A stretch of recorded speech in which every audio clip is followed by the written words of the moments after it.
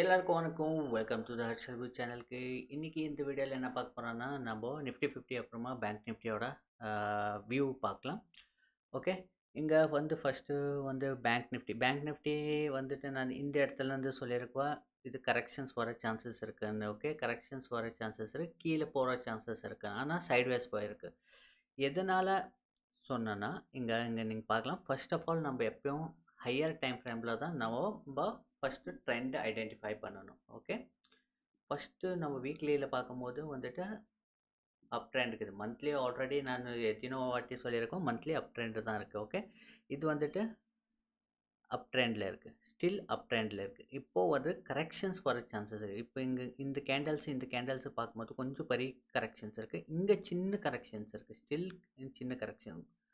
ஆனால் இது ஒரு ட்ரெண்ட் ஐட்டம் மேலே ஒரு நல்ல கரெக்ஷன்ஸ் அட்லீஸ்ட் இங்கே ஒரு 20-25% கரெக்ஷன்ஸ் வரணும். ஓகே, அப்படி வரலன்னா மறுபடியும் இதே மாதிரி கண்டினியூஷன் ஆகிற சான்சஸும் இருக்குது.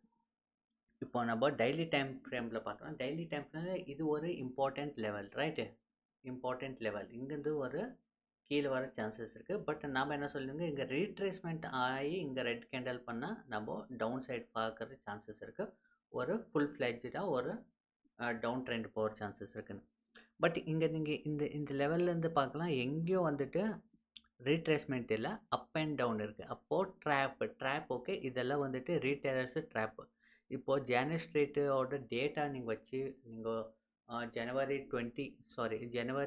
16th 17th 18th இந்த டேட்டா போய் பார்க்குறாங்க. ஓகே, அங்கெல்லாம் ட்ராப் ஆகிருக்கு. அதே மாதிரி தான் எஃப்ஐடிஐஸ் வந்துட்டு ஒரு ஜெனஸ்ட்ரிட் ஒன்று ஒரு எஃப்ஐ தான். அதே மாதிரி நிறைய எஃப்ஐஸ் இருக்காங்க. அதே மாதிரி இங்கே பார்க்கலாம், இங்கேருந்து மேலே போகிற மாதிரி இங்கே கேண்டல் பண்ணி மறுபடியும் என்ன ஆயிருக்கு, மறுபடியும் கீழே வந்துக்கிறாங்க. மறுபடியும் நேற்று என்ன ஆயிருக்கு, மறுபடியும் நேற்று இது அபவ் க்ளோஸ் கொடுத்துருக்கு. இன்றைக்கி என்ன ஆயிருக்கு, மறுபடியும் டவுன் வந்திருக்கு.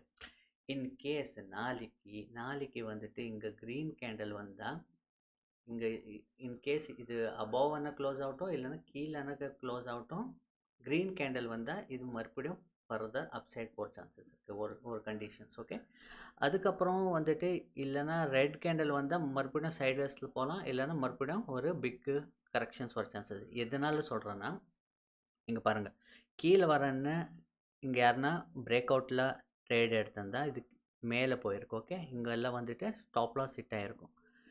மறுபடியும் இங்கே வந்துட்டு மேலே போகுதுன்ட்டு பிரேக் அவுட் ஆகிருக்கு அப் சைட்லன்ட்டு இங்கே வாங்கியிருப்பாங்க.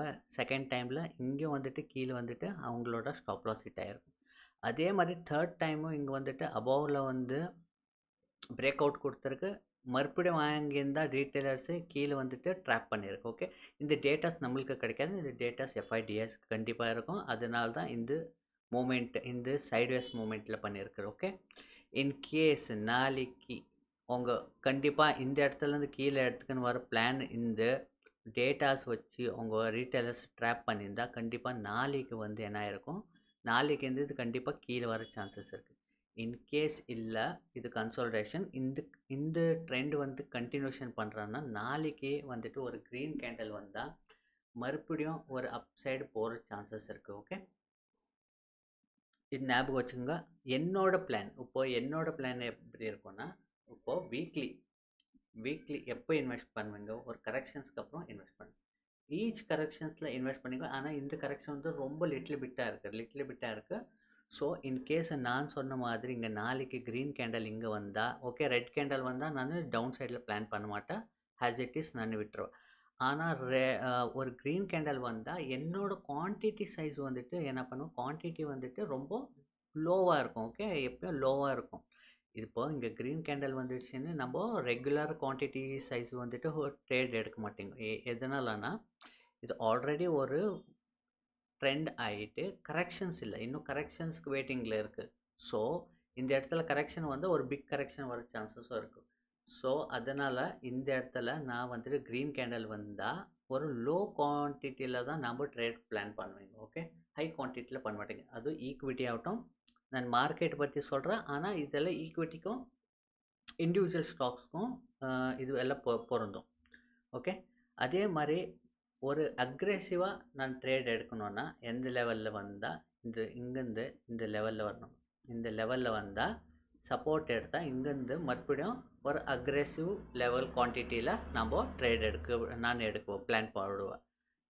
அதுக்கு முன்னாடி இங்கே வந்துட்டு அக்ரெசிவாக எடுக்க முடியாது. ஓகே, இன்கேஸ் முதல்ல ரியாலிட்டி புரிஞ்சுக்கோங்க. ரியாலிட்டி இங்கே வந்துட்டு இன்கேஸ் வந்துட்டு மார்க்கெட் வந்துட்டு இந்த லெவலில் வந்துட்டு சப்போர்ட் எடுக்குதுன்னு வச்சுக்கலாம். ஓகே, இங்கே வந்து என்னோடய ரிஸ்க் வந்துட்டு லோவாக இருக்கும். ஓகே, இது கேரண்டி சொல்ல முடியாது இங்கேருந்து கண்டிப்பாக மேலே போகணும். மார்க்கெட்டை யாரும் ப்ரிடிக்ட் பண்ண முடியாது, கீழே வர சான்சஸ் இருக்குது. ஆனால் நான் இந்த லெவலில் எதனால பை பண்ணுறேன்னா, இந்த லெவலில் வந்தால் என்னோடய ரிஸ்க் வந்துட்டு ரொம்ப லோவாக இருக்கும். இப்போது இந்த இடத்துலலாம் நான் வாங்கும்போது என்னோடய ரிஸ்க்கு என்ன ஆகும்னா, ஒரு குவான்டிட்டி இருந்தாலும் ஓகே, ஒரு கேண்டல் இருந்தாலும் என்னோட ப்ராபபிலிட்டி வந்துட்டு ரொம்ப லோவாக இருக்கும். இதெல்லாம் லோ ப்ராபபிலிட்டி. அதனால தான் நான் வந்துட்டு குவான்டிட்டி சைஸு இந்த இடத்துலலாம் கம்மி எடுக்குவேன். ஓகே, இன்கேஸ் இது மேலே போனால் ஓகே, ஒரு லோ ப்ராஃபிட் வந்தாலும் பரவாயில்ல, ஆனால் ரிஸ்க் அதிகமாக எடுக்கக்கூடாதுன்ட்டு லோ குவான்டிட்டி. அதே இங்கே வந்துட்டு அக்ரெசிவாக நான் எடுக்குவேன், ஆனால் என்னோட ரிஸ்க் மேனேஜ்மெண்ட்டுக்குள்ளே தான் அந்த குவான்டிட்டி சைஸே இருக்கும். ஓகே, அதே மாதிரி நிஃப்டி 50யோட என்னோட நெக்ஸ்ட்டு பிளான் எங்கே இருக்கும்னா 24,700லேருந்து 24,800. ஓகே, 24,800 700 இன் பிட்வீனில் இங்கே எங்கன்னா சப்போர்ட் வராங்கட்டும் நான் ஒரு பிக் பிளான் போட மாட்டேன், ஒரு லோ குவாலிட்டியில் தான் எடுப்பேன். இன்கேஸ் நிஃப்டி 50யும் இங்கே வந்துட்டு க்ரீன் கேண்டல் வந்தால் இங்கேயும் கண்டிப்பாக நான் வந்துட்டு ஒரு அப்சைடுக்கு பிளான் போடுவேன். ஓகே, நிஃப்டி 50யோட வியூ அவ்வளோதான் இருக்குது. அதே வீக்லி இப்போது நெக்ஸ்ட்டு ரெட் கேண்டல் வந்து இது ரெட்லேயே இருக்கும், மறுபடியும் கரெக்ஷன் சைட்வேஸில் போனால் இது மறுபடியும் கொஞ்சம் கரெக்ஷன் வர சான்சஸ் இருக்குது. பேங்க் நிஃப்டியில் வீக்லியில் பார்க்கும்போது வீக்லியிலும் ஒரு கரெக்ஷன்ஸ் வர சான்சஸ் இருக்கும், அவ்வளோதான். ஓகே, ஆனால் அப் ட்ரெண்டில் இருக்குது, கரெக்ஷன்ஸ் கண்டினியூ ஆகாமல் இப்போது க்ரீன் கேண்டல் வந்து இங்கேருந்து மறுபடியும் கொஞ்சம் அப்சைடு மூவ் ஆகிற சான்சஸ் இருக்குது. இன்கேஸ் இப்படி வரும்போது ஒரு பிக் கேண்டல், இது மாதிரி பிக் கேண்டல் வரும்போது கொஞ்சம் உஷாராக இருக்கணும். அப்போது வந்துட்டு நெக்ஸ்ட்டு வந்துட்டு ஒரு பிக் ஃபால் வர சான்சஸும் இருக்கும். முதல்ல உங்களோட ப்ரைஸ் ஆக்ஷன்ஸு பார்க்குறது ரொம்ப நல்லது. எதனால ப்ரைஸ் ஆக்ஷன் பார்க்கணுன்னு சொல்கிறோன்னா, இங்கே நீங்கள் பார்க்கலாம். ஓகே, இது 1 மினிட் கேண்டல். 1 மினிட் கேண்டலில் இங்கே பார்க்கலாம். இது மாதிரி இங்கெல்லாம் சைஸ் எப்படி இருக்குது பார்க்கலாம். அதே மாதிரி இங்கே பார்க்கலாம். இதோட வியூஸ் பாருங்கள் கொஞ்சம். ஓகே, இதனால தான் price actions very important. Okay, இந்த வீடியோ உங்களுக்கு பிடிச்சிருந்தா லைக் பண்ணுங்கள், சப்ஸ்கிரைப் பண்ணுங்கள். மறுபடியும் அடுத்த வீடியோவில் பார்க்கலாம். எல்லாருக்கும் வணக்கம், நன்றி.